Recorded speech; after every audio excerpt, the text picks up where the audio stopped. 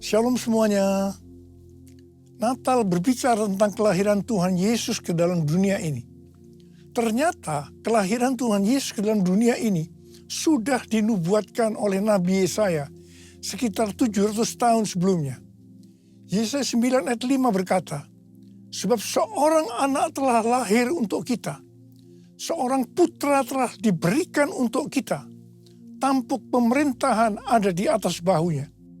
Dan namanya disebutkan orang, Penasihat Ajaib, Allah yang perkasa, Bapa yang kekal, Raja Damai. Sebagai penasihat ajaib, Tuhan Yesus akan menyingkapkan rencana keselamatan sempurna untuk umat manusia. Disebutkan sebagai Allah yang perkasa, sebab di dalam Dia, di dalam Yesus, seluruh kepenuhan kealahan akan berdiam secara jasmani. Yesus adalah Allah yang menjelma menjadi manusia. Yesus adalah sepenuhnya Allah dan sepenuhnya manusia. Sebagai Bapa yang kekal, artinya Tuhan Yesus datang bukan hanya memperkenalkan Bapa surgawi, tetapi Dia sendiri akan bertindak bagaikan seorang Bapa terhadap umatnya. Yaitu mengasihi, melindungi, peduli, dan menyediakan kebutuhan kita umatnya. Sebagai Raja Damai, Tuhan Yesus akan mendamaikan kita dengan Allah melalui pembebasan dari dosa dan kematian. Oh Yesusku, Engkaulah Raja Damai. Kau turun ke dunia, selamatkan manusia. Oh Yesusku, Kau Tuhan penuh kasih. Kau berikan hidupmu untuk tebus dosaku. Kaulah Allah yang kupuji, Kaulah Allah yang kusembah. Kemuliaan bagimu di tempat maha tinggi. Kemuliaan bagimu di tempat maha tinggi. Kaulah Allah yang kupuji, Kaulah Allah yang kusembah. Kaulah Allah yang kupuji, Kaulah Allah yang kusembah.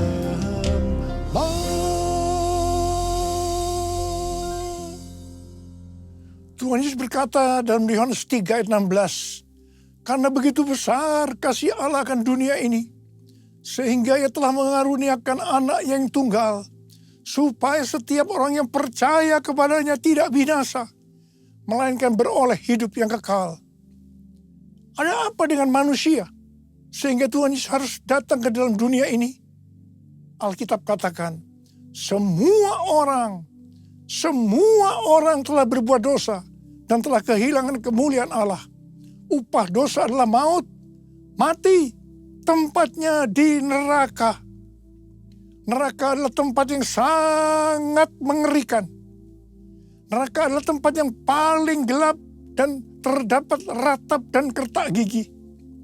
Neraka adalah tempat di mana api tidak pernah padam dan ulat bangkai tidak mati. Neraka adalah tempat penyiksaan oleh api dan belerang. Karena itu jangan sampai masuk neraka. Untuk itulah Tuhan Yesus datang ke dalam dunia untuk membebaskan kita dari hukuman kekal selama-lamanya dalam neraka. Bagaimana cara Tuhan Yesus menyelamatkan umat manusia? 2 Korintus 5 ayat 21 berkata, Dia yang tidak mengenal dosa telah dibuatnya menjadi dosa karena kita, supaya dalam Dia kita dibenarkan oleh Allah. Ini dapat diterangkan sebagai berikut. Tuhan Yesus yang tidak mengenal dosa telah dibuatnya menjadi dosa karena kita. Artinya Tuhan Yesus harus mati karena dosa-dosa kita.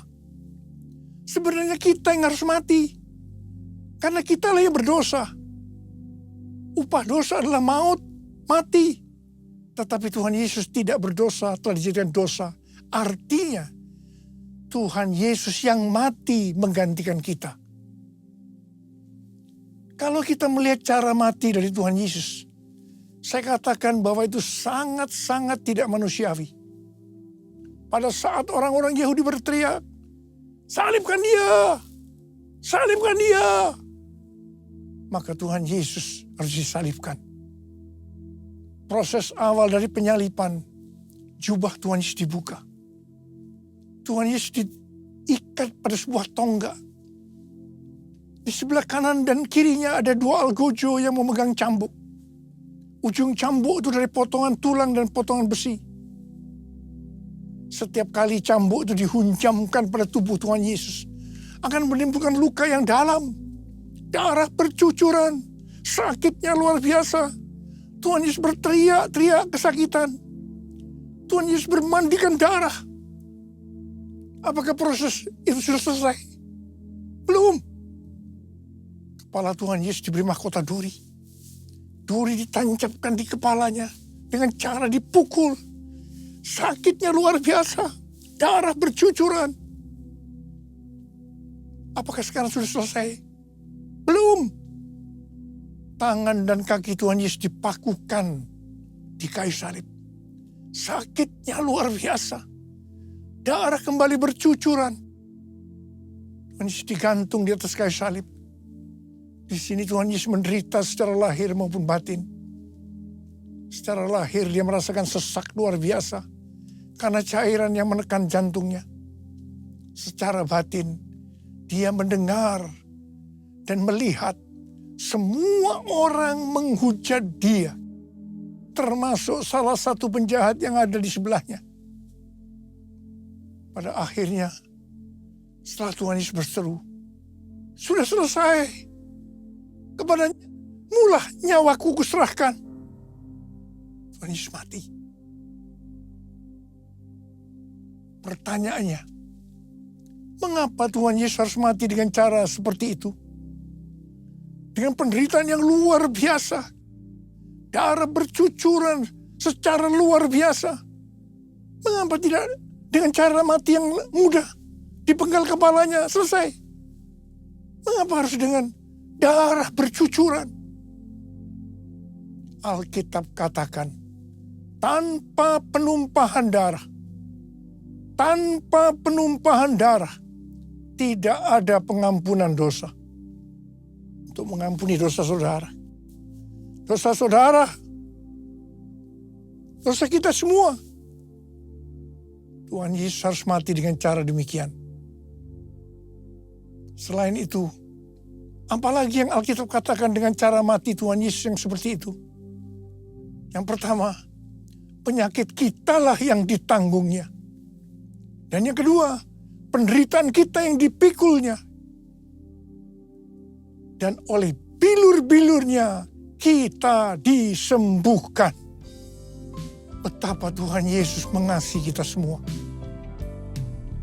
Tak terukur kasih-Mu Yesus, Kau telah mati gantikan diriku. Kau curahkan darah-Mu untuk tebus dosaku.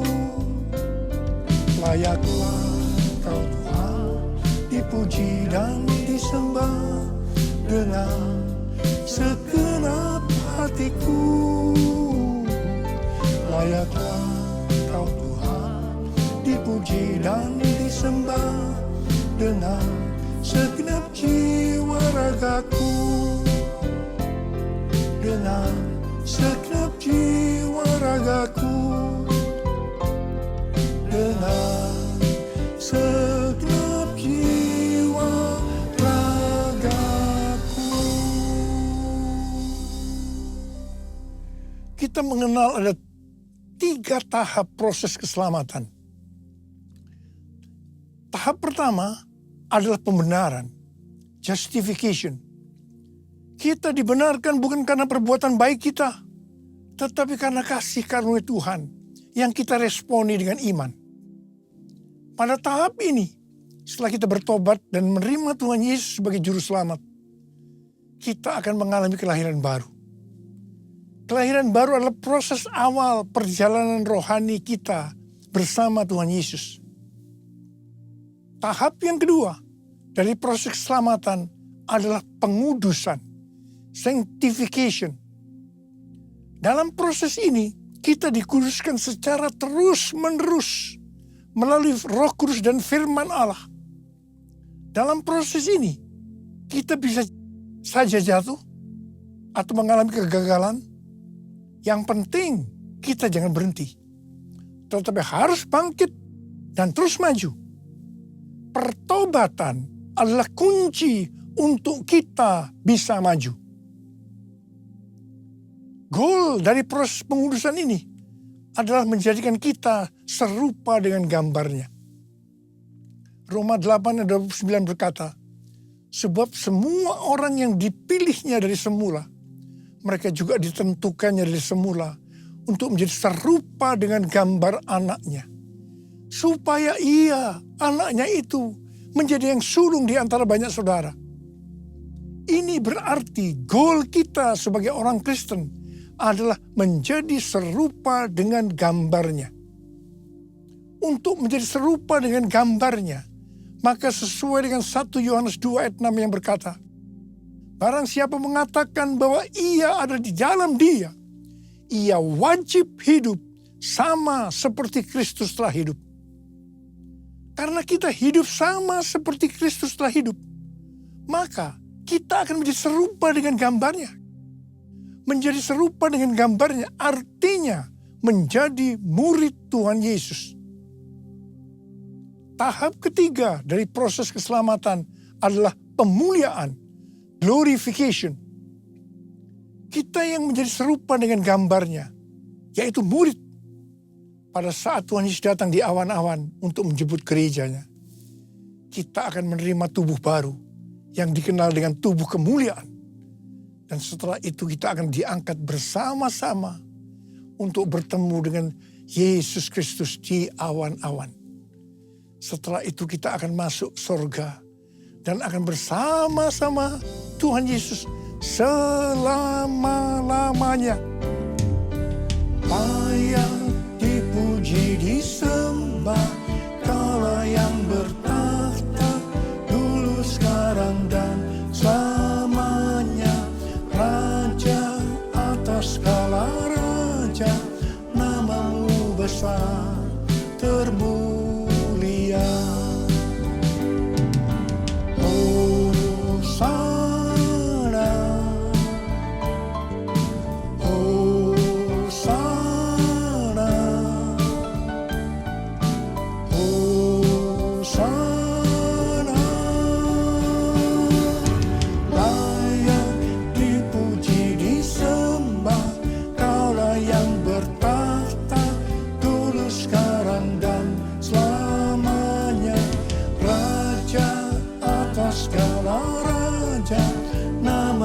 Besar termulia, namamu besar termulia, namamu besar termulia.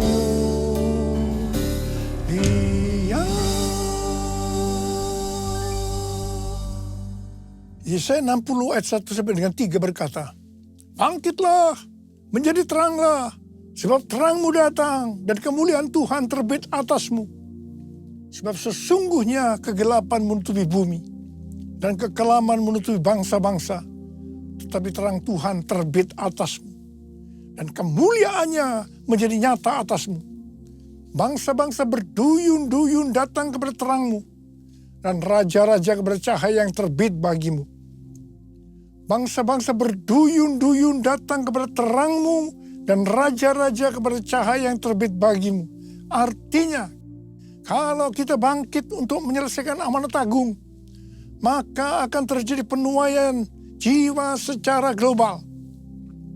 Kita diingatkan bahwa tugas kita sebagai orang percaya, apapun yang menjadi profesi kita, adalah untuk menyelesaikan amanat agung, yaitu untuk menjadikan semua bangsa menjadi murid Tuhan Yesus. Hal ini sesuai dengan yang diperintahkan oleh Tuhan Yesus dalam Matius 28 ayat 19 dan 20. Karena itu pergilah, jadikanlah semua bangsa muridku, dan baptislah mereka dalam nama Bapa dan Anak dan Roh Kudus, dan ajarlah mereka melakukan segala sesuatu yang telah kuperintahkan kepadamu. Ketahuilah, aku menyertai kamu senantiasa sampai akhir zaman. Untuk menyelesaikan amanat agung tidak bisa dengan kekuatan sendiri, tetapi harus dengan kuasa Roh Kudus. Pentakosta ketiga sedang dicurahkan luar biasa untuk memberikan kuasa kepada kita untuk menyelesaikan amanat agung. Hari-hari ini Tuhan sedang berbicara kepada gerejanya di seluruh dunia tentang tahun 2033. Dikatakan bahwa pada tahun 2033 setiap orang, everyone, diberi kesempatan untuk berjumpa dengan Tuhan Yesus secara autentik melalui kuasa dan hadirat Roh Kudus. Rick Warren, seorang hamba Tuhan, mendapatkan bahwa goal untuk menyelesaikan amanat agung tahun 2033. Ketika Tuhan Yesus ditanya oleh murid-muridnya tentang tanda kedatangannya untuk kali yang kedua dan tanda akhir zaman, salah satunya Tuhan Yesus menjawab seperti yang terdapat dalam Matius 24 ayat 14 yang berkata, Injil kerajaan ini akan diberitakan di seluruh dunia, menjadi kesaksian bagi semua bangsa. Sesudah itu barulah tiba kesudahannya. Dengan perkataan lain, dapat disebutkan bahwa setelah amanat agung selesai, Tuhan Yesus akan datang untuk kali kedua. Sesuai yang dikatakan oleh Matius 24 ayat 14, bahwa setelah Injil kerajaan diberitakan di seluruh dunia menjadi kesaksian bagi segala bangsa, atau berarti setelah amanat agung selesai, baru sesudah itu Tuhan Yesus datang. Kalau memang benar tahun 2033 amanat agung selesai, sesudah itu baru Tuhan Yesus datang kembali. Kata sesudah itu tidak ada yang tahu itu kapan. Bisa 1 bulan, 1 tahun, 5 tahun, tetapi yang jelas tidak akan lama. Sebab Tuhan Yesus berkata, Aku datang segera. Saya tidak pernah berkata bahwa Tuhan Yesus pasti datang tahun 2033. Itu tidak alkitabiah. Tetapi saya katakan, tahun 2033 Tuhan Yesus bisa datang. Ini alkitabiah. Siapa yang akan menyelesaikan amanat agung? Mari bersama-sama angkat tangan kita di hadapan Tuhan dan berkata, Saya Tuhan, saya Tuhan. Saya akan mengingatkan bahwa waktu kedatangan Tuhan Yesus untuk kali kedua sudah sangat-sangat dekat. Mari kita mempersiapkan diri sebaik-baiknya, yaitu dengan menyelesaikan amanat agung. 1 Tesalonika 4 ayat 16 sampai dengan 18 berkata, Sebab pada waktu aba-aba diberi, pada waktu pemimpin malaikat berseru dan sangkakala Allah berbunyi, maka Tuhan sendiri akan turun dari sorga, dan mereka yang mati dalam Kristus akan lebih dahulu bangkit. Sesudah itu kita yang hidup, yang masih tinggal, akan diangkat bersama-sama dengan mereka dalam awan menyongsong Tuhan di angkasa. Demikianlah kita akan selama-lamanya bersama-sama dengan Tuhan. Karena itu, hiburkanlah seorang akan yang lain dengan perkataan ini. Ada berapa banyak yang merindukan untuk ikut dalam pengangkatan?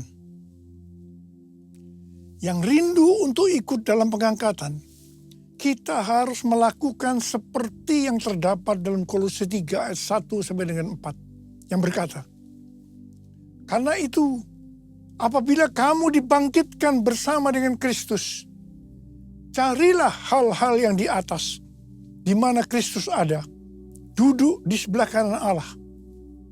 Pikirkanlah hal-hal yang di atas, bukan yang di bumi. Sebab kamu telah mati dan hidupmu tersembunyi bersama dengan Kristus di dalam Allah. Apabila Kristus yang adalah hidup kamu tampak kelak, kamu pun akan tampak bersama dengan Dia dalam kemuliaan.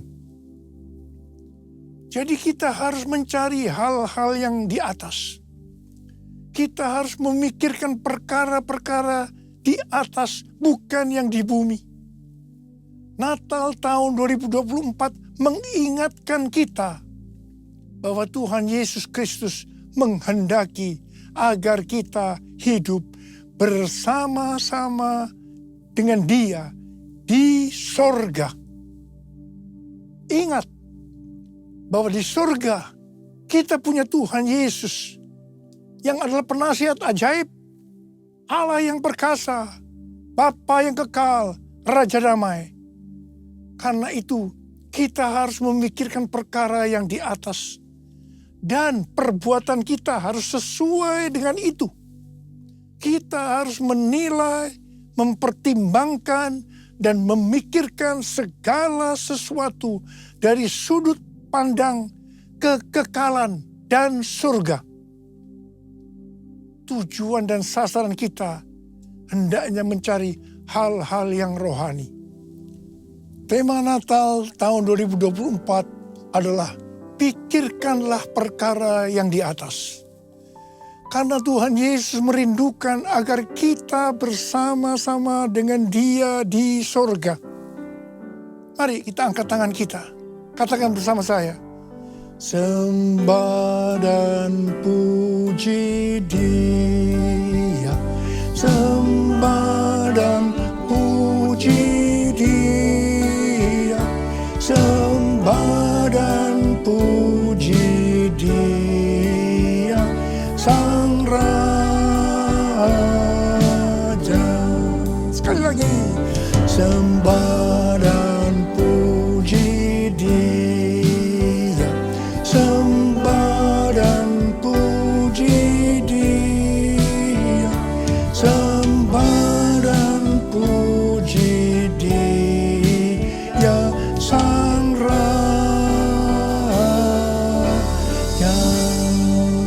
Mari kita berbahasa roh. Yang sudah berbahasa roh, kita berbahasa roh saja.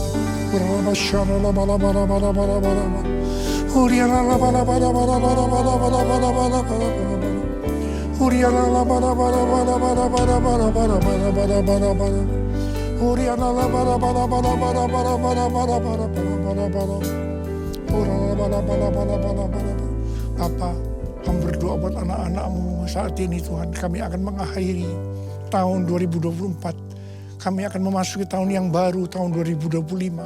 Berkat-Mu melimpah buat mereka ya Tuhan. Berkat-Mu melimpah buat anak-anak-Mu. Berkat-Mu melimpah buat anak.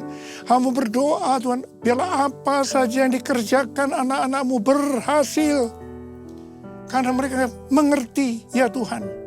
Mereka akan memikirkan perkara yang di atas. Tuhan, terima kasih. Terima kasih. Terima kasih. Terima kasih. Terima kasih. Terima kasih. Dalam nama Yesus kami berdoa. Haleluya. Amin. Saya mengucapkan selamat hari Natal tahun 2024. Tuhan Yesus memberkati kita semua berlimpah, limpah, limpah. Amin. Jesus for everyone. Jesus for everyone. Jesus for everyone. Jesus for everyone. Jesus for everyone. Jesus for everyone. Jesus for everyone. Jesus for everyone. Jesus for everyone. Jesus for everyone. Haleluya. Sekarang terimalah berkat Tuhan. kasih karunia berlimpah-limpah daripada Allah Bapa dalam anak yang tunggal Yesus Kristus. Persekutuan yang manis dengan Roh Kudus menyertai kita semua mulai hari ini. Sampai Tuhan Yesus datang menjemput kita di awan-awan dan bahkan sampai selama-lamanya. Yang percaya bersama-sama katakan, Amin.